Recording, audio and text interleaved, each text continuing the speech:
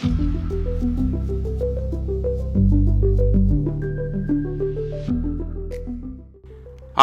I'm Maurice Jones, President of Graceland Ministries. Today, we're going to take a look at the idea of Calvinism having two wills.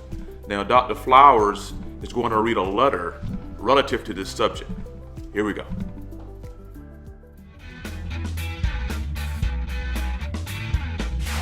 Hello, Dr. Flowers. My name is Kevin Walton. I wanted to share a thought that I had while discussing Calvinism with my mother. I was a Calvinist for nearly 20 years, and unfortunately, I'm the main reason that my mom holds to Calvinism today. Watching your YouTube channel is one of the main reasons I am no longer a Calvinist, so thank you. Appreciate those kind words, Kevin. Thank you. Yesterday, my mom was telling me that God is always restraining people from being as bad as they could be, and that hardening is simply God removing that restraint. I've heard you make the point before. If God determines all things that come to pass and evil desires of men come to pass, what is God restraining if not his own determinations? But then it hit me last night. If God's decree can be restrained, then it's not a sovereign and unchangeable decree. You're exactly right. You're right on the right logic, brother. That's right. If God's decree is sovereign and unchangeable, any restraint must be factored into his original decree. When you factor a restraint into God's original decree, it ceases to be a restraint and simply is what he decreed. So it's logically impossible for God to restrain his own decree. Exactly. You can't restrain your own decree. You can't decree for Jonah to want to run and then step in to restrain Jonah from running, because then you'd be restraining his own decree. He never could have decreed for him to do that. That just doesn't make any sense. If you've got a will contending with another will, then you have to have two separate wills in which to contend. And the way the Calvinists have to do that is to make the two wills of God. So you have the two wills of God, the prescriptive will and the internal secret will, because there's obviously contention between two wills in the Bible. And since humans don't have a real meaningful will, they have to make those two separate wills within God himself, which in our estimation creates a schizophrenic view of God, as if he's fighting against himself. So instead of really fighting against Jonah, getting him to go where he's wanting him to go, he's really fighting against himself in a sense, because prescriptively he's saying one thing while decreeing Jonah to do another, all the while bringing a big fish in to restrain him from doing the very thing that he desires to do because God decreed him to desire to do it. It just becomes nonsense, gibberish. It's irrational. And so I know Calvinists don't see it that way. I know your mom may not see it that way. But for those of us, I think that have kind of come to this side of things, we look back on it and we go, how in the world does that even make sense? It does not even compute. So I don't know if that helps answer your question or respond to you, but I hope so. But thank you for your question. Okay, before I start, I want to say this. Now, I'm not a Calvinist. I'm a Baptist, but I'm not a Calvinist, okay? I'm not an Arminian as well, okay? I'm not a Provisionist, okay? And not a Thomist, okay? So, like I said, at Graceland Ministries, we do not follow perspectives. We follow the Word of God. And so, our concern at Graceland is that you understand the Bible, okay? And that's our main point. Our secondary, concern here is that these perspectives have not worked out the issue relative to God's sovereignty and free will. They have not gone far enough. We say that in all of our videos. In order to work this thing out, you got to have two futures. You got to do that. You've heard me say that in other videos. So number one, we are concerned about the Word of God, okay? From a philosophical, theological point of view, they haven't worked things out themselves, okay? So that's why we don't follow a certain perspective. Now, I say that because I am going to defend the Calvinists here, okay? Though I'm not a Calvinist, because at Graceland, once again, our primary concern is the Word of God. We want you to learn the Word of God. But if someone unfairly attacks another perspective, then, we're going to stand up for that perspective. So what they're doing at Calvinism is really unfair here. I see a lot of videos about people attacking Calvinism. Okay, now you don't have to like Calvinism, but that doesn't give you the right to say things that Calvinists, it doesn't give you the right to imply that Calvinism is something that you need to be saved from, as if you are taking someone out of something like the kingdom of darkness and you're bringing them into Provisionism, which is the kingdom of light, okay, because you're not doing that, okay? So anyway, I just want to say that before I even get into the video, is that yes, we're going to defend Calvin and the idea of two wills. Okay, now, first of all, relative to the video, okay, Mr. Kevin, I don't know you personally, but my question now is, what are you? I used to be a Calvinist, and thank you for bringing me out of Calvinist. So what are you now? A Provisionist? So what are you now? Half Protestant, half Catholic? So are you half Arminian, the Protestant side, and you half Catholic, Molinism or the Molinist side, as Dr. Flowers is? What are you? So don't get happy by saying, hey, I used to be a Calvinist, and now, I want to get my mom out of this. And get your mom out of this into what? Okay, what do you have? Do you have an answer for your mom that comes from the Bible? Okay. The second thing is this. Once again, Dr. Flowers is simply taking advantage of the Calvinists and their B theory of time. That's what he's doing, okay? Because John Calvin and guys like Luther and all, they lived before Einstein and Lemaitre, okay? And so they had a theory of time, and we all know that even Calvinists today know that the B theory of time pretty much says that God cannot perform an act in history, in time. He can't do it. He has to bring about an action. So God has to bring about an action, and then God has to bring about the response of that action. That's what Kevin and Dr. Flowers is trying to say. They're trying to say, wait a minute, if God is going to bring about an action, then God has to bring about another action that goes against that action. Now God is contradicting himself. Okay? Well, that's true. It is true that the Calvinists follow the B theory of time, which is a bad view of time. Okay? I can't help the Calvinists there. Okay? But what I can say is that Dr. Flowers and Kevin do not have a better view of time than the Calvinist view, because they follow the A theory of time, which once again has a lot of questions to be answered. Number one, does God have a history? Number two, is time a part of God's nature? Okay, so those are questions that the Molinist or the middle knowledge person hasn't even answered yet, or the A theory of time hasn't answered yet. And that's one of the reasons why I do not follow William Lane Craig, because I'm not going to believe in the Big Bang Theory. I'm not going to do that because of the A theory of time, okay? So the Calvinist, he's stuck with a bad view of time, okay? But that doesn't make him wrong, okay? Unless you have something to make the Calvinist correspond to. You see, the Calvinist is consistent within himself. You just can't say someone is wrong because they're not consistent with you. You got the right logic, brother. No. You mean to tell me some kid, well, he's probably a grown man, some grown man is going to sit there and in one night, come up with something that John Calvin did not come up with, as smart as Calvin is? You mean to tell me that some guy going to be like, wait a minute, I'm talking to my mom and bing, I got it now, okay? John Calvin was a beast, okay? All right? And so, no, it doesn't work that way. We're going to look at what Calvin is going to say. But anyway, going back to point 3 here it's consistency. Consistency doesn't mean truth. You got to have something to correspond with, okay? So everyone is consistent within their own system, okay? Just because you don't agree with it don't mean that they are wrong, okay? That's how I disagree with Molinism, okay? But I have something that I can say, okay, they don't correspond with. They don't fit the Word of God.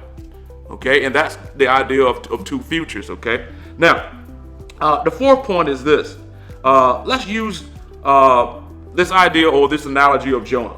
Because the problem that Dr. Flowers and Mr. Kevin is making is this. They think there are two real, genuine wills going together, okay? And since you don't have a free will, then you have these two genuine wills, okay? Real wills that are going together within God, and they're contradicting God, and they're contrary to God, okay?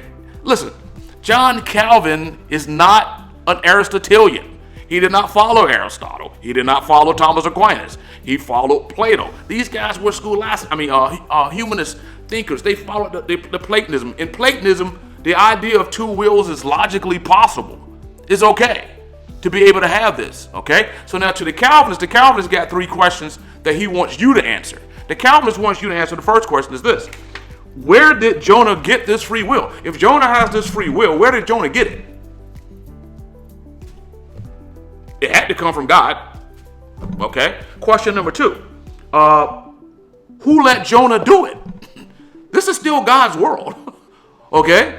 God still created this world, and God is still sovereign in this world. So, number one, if Jonah does have a free will, okay, who is it that allows Jonah to even use that free will to go contrary? Okay? Number three, is God powerful enough? That's the kicker. Because to the Calvinist says, hey, this is no problem for us because God is powerful enough that he can bring about good out of this evil. Okay? Now, why must the Calvinist say this? Yeah, he's stuck in a bad view of time, but at least he has a great view of omnipotence because that's what he's trying to protect. A Calvinist is trying to protect two things. Number one, he's trying to protect God's omnipotence. Okay, that's number one. All right. Number two, he's trying to protect Psalms 111 verse 2, which we're going to read in a minute.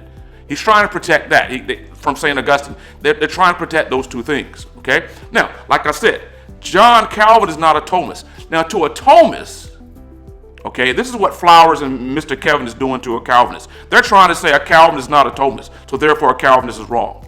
Okay, now, I did a video on a debate between James White and William Lane Craig. We can put the link up, let you connect to that link. And in that debate on the problem of evil, I pointed out that the Thomist viewpoint has a better view or answer to the problem of evil than Molinism as well as Calvinism. Okay, why? Well, the Thomist has a better view of time that at least fits Genesis 1:1. They got the implicit B theory of time that fits Genesis 1. That's number one. Number two, Thomas Aquinas says that only God's nature is unchangeable.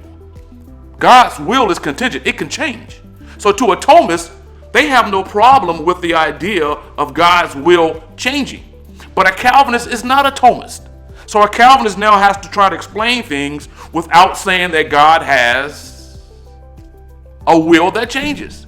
So you can't just say, look, the Calvinist is wrong because he has a God who has an immutable will.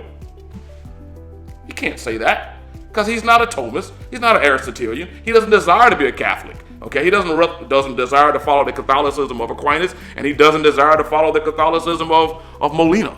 Okay, and so to a Calvinist, he's going to sit there and say, I'm going to protect God's omnipotence. I'm going to protect Psalms 111, verse 2, by saying that God has two wills. Okay, so that's the first thing. So he's not a Thomist. He doesn't have to follow Thomas Aquinas. All right, now let's look at what Calvin would say. Calvin would say this. All right, because this is what Calvin says. Okay, Calvin says, the will of God is not at variance within itself. It undergoes no change. The will of God undergoes no change. He makes no pretense of not willing what he wills, but while he in himself, if the will is one and undivided. So in itself, Calvin is saying, look, within itself, God's will is one and undivided. That's complete Platonism. Okay, that's okay. All right, now watch this. To us, it appears manifold because from our feebleness of our intellect, we cannot comprehend. Okay, how though after a different manner he wills and wills not the very same thing. We don't get it. Why? Because Calvin, okay, you can go all the way back to St. Augustine, all the way down to today with Wayne Grudem, okay? Protestants have always affirmed the paradox. It's a paradox. It's a mystery. You don't understand it. But from the Platonism, he's saying this. Look, there's a will that's one and undivided. But that second will is not, just like in Platonism, okay, with the forms. All right? Now watch this. That second will doesn't have to be a real will that goes up against that one divided will. To us, we don't see it. We don't know how the one and the many works. It's a paradox, but it's consistent Calvinism. So my point number 6 is this. Dr. Flowers, your interpretation of Calvinism doesn't compute, but it computes to a Calvinist who's following Platonism or Plato. He's not following Thomas Aquinas. A Calvinist doesn't have to have a nature that doesn't change and a will that does. That's Thomism. He doesn't have to do that. All right? He can be consistent within and of itself. And Dr. Flowers, you and Mr. Kevin don't have a way of saying you're not corresponding with the Bible. Now watch this. I don't understand this. I don't understand, and one day I need to make a video on this, because I don't understand why theology went bad after Einstein and Lemaitre. Theology should have gotten better, but it didn't. And I don't understand guys like Karl Barth, who kept that paradox. Okay, after having something that John Calvin did not have, Barth and those guys, they decided to keep that tradition, and they didn't make any, theology that's better after Einstein and Lemaitre. They decided to keep that, and I don't get that, okay? I don't get why neo-orthodoxy just didn't become better. Neo-orthodoxy should have been great, but they decided not to do it, okay? They just wanted to fight against liberalism, but they didn't carry things all the way. Now, I say that to say this, and I need to make a video on this. Listen to me, Dr. Flowers, okay? Listen to me, Mr. Kevin. Even if you were to have been given free will, you don't know if that free will is Frankfurtian, or is it libertarian, or is it process, okay? Now, once again, I hate bringing up process theology. Because process theology stinks, okay? I think I'm going to have to start using process theology to get people's attention, okay? But in process theology, their idea of free will is really better than libertarian free will and Frankfurtian free will, okay? Now, the reason their idea of free will is better because they believe that God shares his power. God shares his omnipotence. Now, what makes it freakish and crazy and wrong and stupid is that they think they have so much power that they can self-create themselves, okay? So on the process end, they say, hey, we got free will. We got so much free will that we can self-create ourselves, okay? John Calvin is on the other end. John Calvin says, hey, we don't have Frankfurtian free will, you don't have libertarian free will, and you definitely don't have process free will, okay? Why? Because they're trying to protect God's omnipotence. Because once you say man has free will, now you are tapping into God's omnipotence. Now watch what Craig says, okay? To Craig, God's omnipotence is good. Okay? God's omniscience, God has additional omniscience. God has additional knowledge. So now if God has additional knowledge and God's omnipresence is cool and you got libertarian free will, then that means God's omnipotence is going to suffer. That's why I wish I could talk to Dr. Craig about that. That's something I would love to sit down and say, look, Dr. Craig, explain to people your view of omnipotence. And how do you reconcile God's omnipotence with human freedom? Because Dr. Craig says this, okay? He says that not only did God have libertarian free will sans creation, but God with creation also has free will. And you have free will. So wait a minute. How are you going to reconcile, Dr. Flowers and Mr. Kevin, this free will that God has and this real free will you got? Now you got two real free wills here. How are you going to reconcile the two without affecting God's omnipotence? And that's what the Calvinist is trying to defend. And that's why we're defending Calvinism, because I'm not going to let anybody persuade Christians away from God's omnipotence. I'm not going to do it, okay? So here's the verse that Calvinists holds to. Calvinists, they hold to Psalms 111 verse 2. To the Calvinists, they're saying, look, the Lord's works are great, studied by all who delight in them. All that he does is splendid and majestic. His righteousness endures forever. You just don't understand it, the Calvinist says. And so that's a part of Calvinism I will defend. There are other parts of Calvinism I will not defend. I can't defend their view of time. They need to just chunk that bad boy. They need to get rid of that B theory of time, okay? And listen to me and come up with those two futures. But anyway, the purpose of this video is to simply say this. You cannot say someone is wrong unless you have something, okay, that you can say they don't correspond to, okay? You cannot say John Calvin is wrong because he's not a Thomist and believes that God's will is contingent. Okay, you cannot say he's wrong because you have libertarian free will and God has free will sans creation. Because at the end of the day, the Molinists can't prove any of that. He can't prove from the Bible that you have libertarian free will. He can't even prove that God has a particular decree and that God created an actual world. He can't prove that. The only thing a Molinist has is 2 little measly verses backing up counterfactuals. That's it at the end of the day. So anyway, hope you liked the video. Hit like. You know, if you like to subscribe, that'll be cool. But hit like people say all the time. I hear guys say all the time. It costs you nothing, and it means nothing to you, but it means a lot to us. So if you just hit like or whatever, go ahead and comment about this. I'm not a Calvinist, so don't beat me up. Okay, I'm not a provisionist. Okay, so don't beat me up in the comments. I'm trying to help Calvinism out. I'm trying to help Calvinism out. Okay, that's all I'm trying to do. So don't beat me up too bad in the comments. Hey. Enjoyed you. Peace and love. See you guys.